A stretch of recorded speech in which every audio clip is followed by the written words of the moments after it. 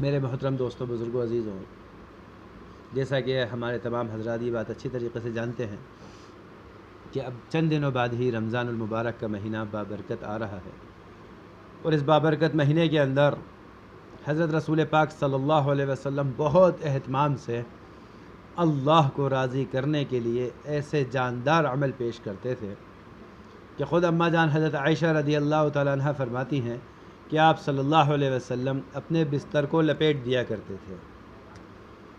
یعنی اس میں کیا آرام.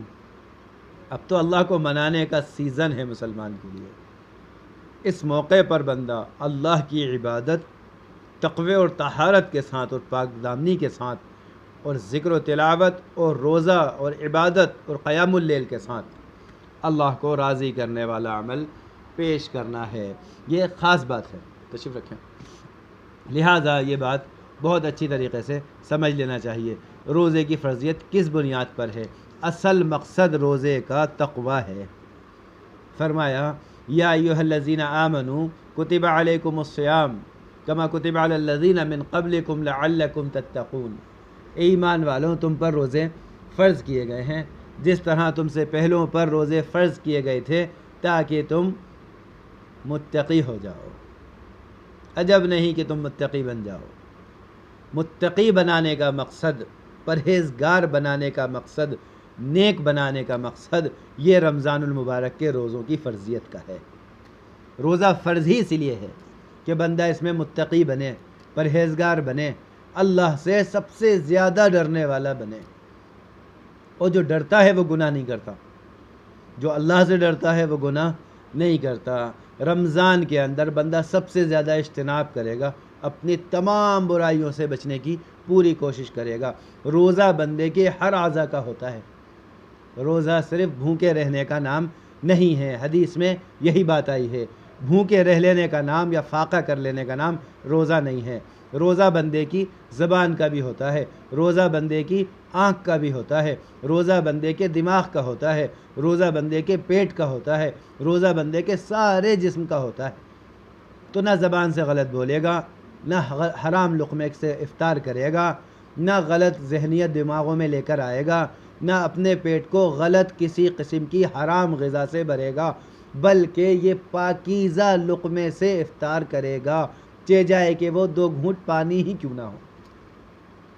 ہمارے یہاں کوئی شرط نہیں ہے روزہ افطار کے لیے کسی کی پارٹیاں قبول کی جائیں کہ صاحب افطار پارٹی میں جانا ہے، اور ویسے ہی لاک ڈاؤن ہے، ضرورت ہی نہیں ہے کہیں جانے کی.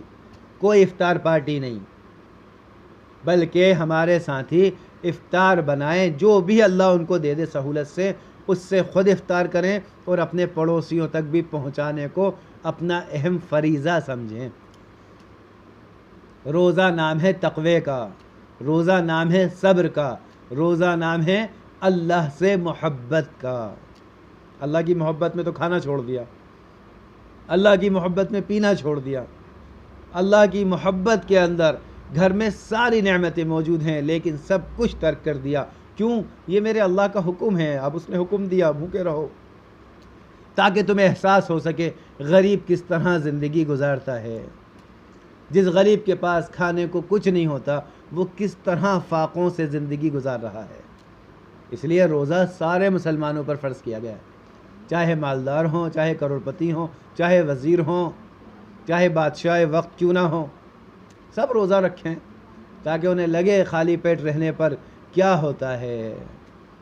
اور جب بندہ خالی پیٹ رہتا ہے تو اس میں حکمتیں پیدا ہوتی ہیں، حیوانیت ختم ہو جاتی ہے. روزے کے کئی فضائل ہیں، بڑے خواص اس کے میں کیا بتاؤں، اس کے اتنے خواص ہیں کہ اس کو کوئی بیان نہیں کر سکتا، وہ اللہ ہی جانے. یہ سب راز ہیں. سائنٹیفکلی فوائد سب کے سامنے ہیں.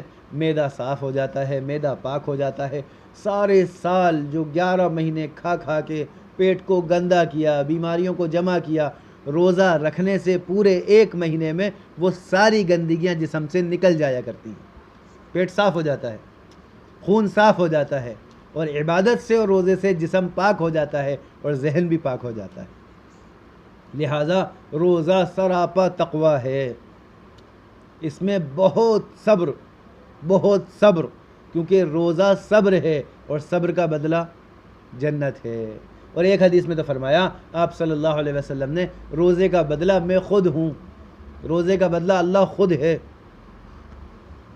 اور ایک حدیث میں فرمایا آپ صلی اللہ علیہ وسلم نے کہ بندے کے ہر عمل کا اجر اللہ رب العزت فرشتوں کے ذریعے سے دلوائیں گے، یہ نمازوں کا بدلہ ہے، یہ صدقے کا بدلہ ہے، یہ کسی کو پانی پلانے کا بدلہ ہے، یہ غریب کا حق ادا کرنے کا بدلہ ہے، اور یہ خدمتیں کرنے کا بدلہ ہے، یہ حسن سلوک کا بدلہ ہے۔ سب کو بدلہ دیا جائے گا فرشتوں کے ذریعے۔ جب بندے کے اعمال میں روزے آئیں گے، اللہ فرشتوں کو ہٹا کر کہیں گے ہٹو، اس کا بدلہ میں خود دوں گا۔ روزہ ایسا عمل ہے، اور ہم چھوٹی چھوٹی باتوں پہ روزوں کو ضائع کرتے ہیں۔ غیبت سے روزہ برباد ہو جاتا ہے، برائیوں سے، فحش کلام سے، لغویات سے، فالتو کی باتیں کرنے سے، یہ لایانی کرنے سے روزہ برباد ہو جاتا ہے۔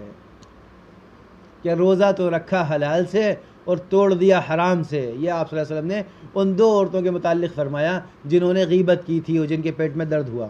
کسی کی برائی نہیں کرو روزے میں، لوگ روزہ کاٹتے ہیں کہ روزہ رکھ کر روزے کا وقت کیسے کاٹیں بھائی، افطار کا وقت کیسے کٹے گا، کہ لاؤ باتیں کریں، کہ فضول کی باتوں سے روزہ برباد ہو جاتا ہے۔ اس میں تو وہی ہے نیکی برباد گناہ لازم، جہاں نیکی کا ثواب بڑھ رہا ہے رمضان میں، نفل کا ثواب فرض کے برابر، اور ایک فرض کا ثواب 70 فرضوں کے برابر، یہ رمضان کے مہینے میں ثواب بڑھ جاتا ہے۔ لہٰذا گناہ بھی بڑھ جایا کرتے ہیں، تو گناہ سے اجتناب کرنا، اپنے آپ کو تمام قسم کے گناہوں سے بچانے کی پوری کوشش کرنا، یہ رمضان المبارک کا پیغام ہے، کیونکہ اس کا اصل مقصد تقویٰ ہے کہ بندہ متقی بن جائے روزہ رکھ کر۔ اس میں دو چیزیں ہیں، ایک تو روزہ رکھے اللہ پر اعتماد کرتے ہوئے، پورے ایمان کے ساتھ اور اجر کی امید کرتے ہوئے۔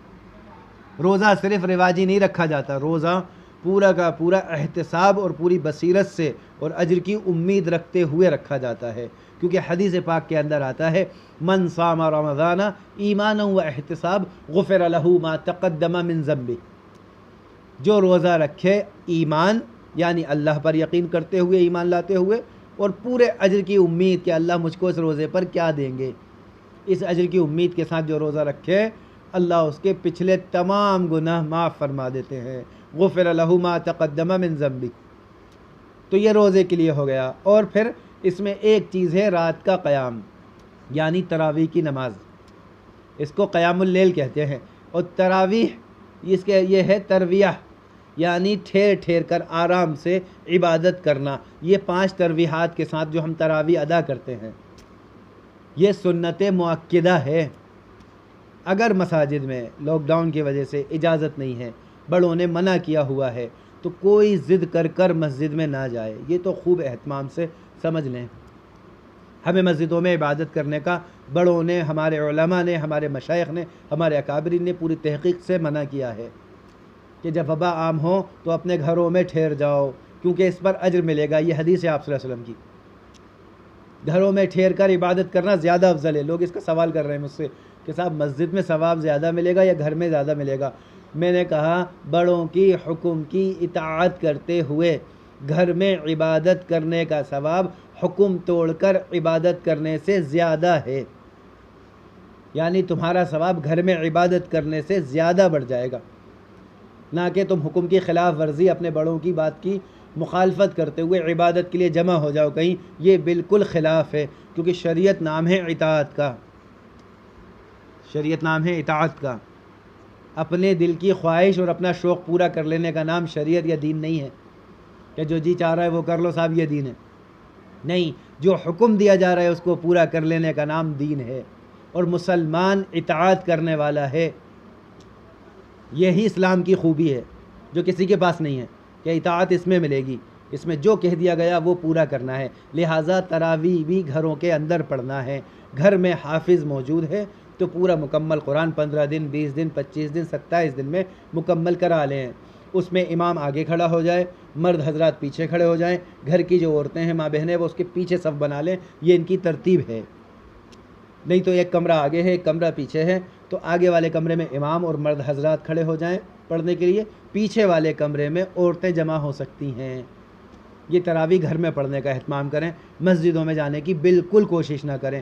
لاک ڈاؤن کا ہم کو جو حکم دیا بڑوں کی طرف سے، ہمارے علماء کی طرف سے، ہمارے مشائخ کی طرف سے، گھروں میں رہنا ہے، وبا عام ہے، لہٰذا گھروں میں رہ کر عبادت کرنا ہے۔ ایک ضروری بات، اگر لاک ڈاؤن کھلتا بھی ہے تو پورے عالم میں جو اس طریقے سے مصیبتیں پھیلی ہیں، ہزاروں لاکھوں کی جان چلی گئی، کتنے لوگ برباد ہیں، بھوکے تڑپ رہے ہیں، میں سب سے درخواست کر رہا ہوں پورے ہندوستان کے مسلمانوں سے، پورے ہندوستان کے مسلمانوں سے، کوئی بھی نئے کپڑے خریدنے کی کوشش نہ کرے۔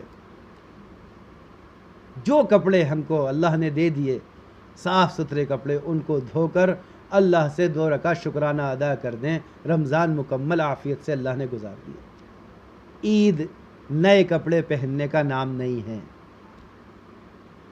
اللہ کے رسول کے متعلق حدیث ہے، آپ عید کی نماز اپنے سب سے اچھے کپڑوں میں پہن کر ادا کرتے تھے، نئے کپڑوں کا رواج نہیں تھا۔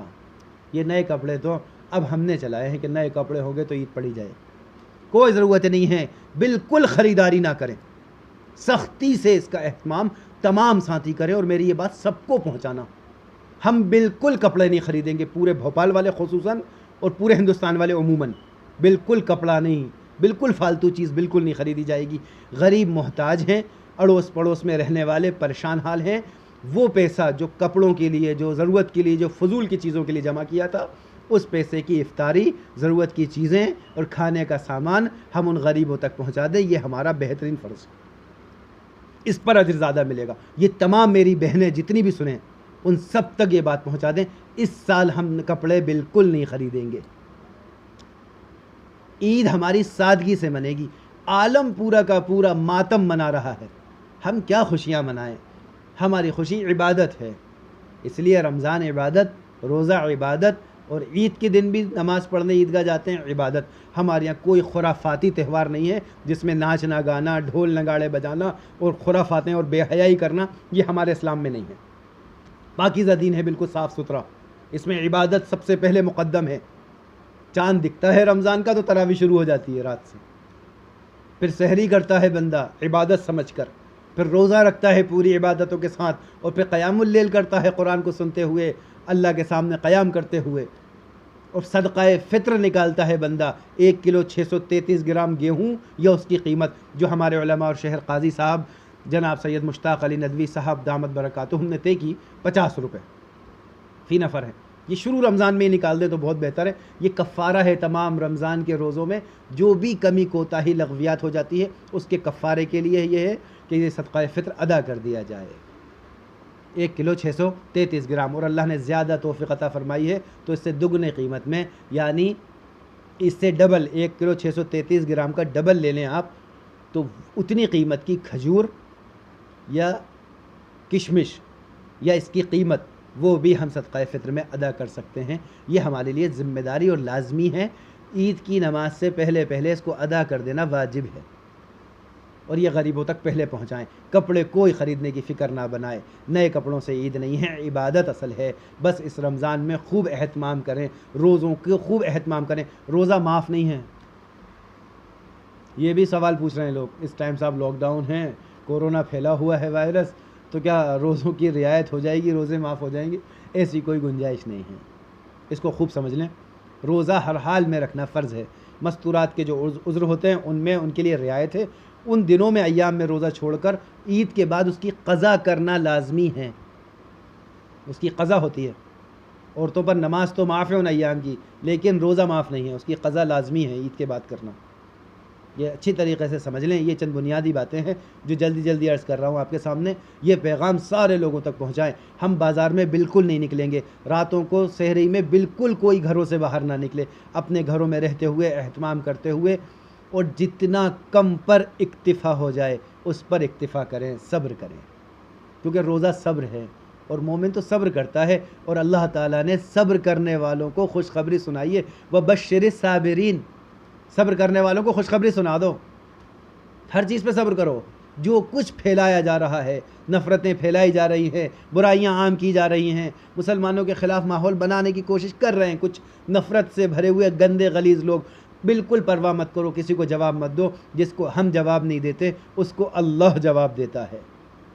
اللہ پر بھروسہ رکھو، توکل اللہ پر رکھو، عبادت کرنا ہمارا کام، ہم عمل پیش کریں گے، اللہ اوپر سے فیصلے نازل کر دے گا، یا تو ظالموں کو ہدایت ملے گی، نہیں تو ہلاک ہونا یقینی ہے۔ ظالم ہلاک ہی ہوتا ہے، یا تو توبہ کر لے نہیں تو ہلاک ہے۔ اور ہمیں رمضان میں بڑھا دینا چاہیے، کیونکہ رمضان میں ہی فیصلہ اترے گا انشاءاللہ۔ یہ ہمیں پورا یقین ہے اللہ کی ذات پر کہ بندہ رمضان میں جاندار عبادت کرے، اللہ سے منا لے، اللہ کو ناراضگی ختم کرائے اللہ سے۔ اللہ کو خوب منانا ہے، رو کر، راتوں کو تہجد پڑھ کر، مختصر سی سحری کر کے، اور تھوڑے بہت ساتھی اپنے گھروں میں جمع ہو کر اجتماعی ذکر بھی کریں، گھر ہی گھر کے لوگ، اور خوب اللہ سے دعا کریں اللہ اس رمضان کو ہدایت والا رمضان بنا دے، پورے عالم میں ہدایت پھیلا دے، اور سارے ظلم اور کفر کو اور برائی کو ختم فرمائے، پوری دنیا میں امن قائم فرما دے، خصوصاً ہمارے ہندوستان میں اللہ ان نفرت کرنے والوں کو، نفرت پھیلانے والوں کو، ان تمام گندے ذہن والوں کو اور گندے دلوں والوں کو اور غلاظت والوں کو اللہ ہدایت عطا فرما دے، نیک بنا دے، محبت پیدا فرما دے، اور اللہ سب کو متقی بنائے، سب میں ایمان کی توفیق عطا فرما دے، ایمان کی ہوائیں چلا دے۔ خوب اچھی طریقے سے اللہ سے دعا کریں، گھروں سے باہر بالکل نہ نکلیں، گھروں کے اندر رہیں، بڑوں نے جو ہدایتیں دی ہیں ان کا اہتمام کریں، اور دعوت اور عبادت کو جمع کریں، گھروں میں دعوت کی بات چلائیں، اللہ سے خوب دعا کریں اللہ پورے عالم کی اور امت مسلمہ کی حفاظت فرمائے، اور اس رمضان کو ہدایت کا ذریعہ فرمائے۔ وآخر دعوانا ان الحمد للہ رب العالمین۔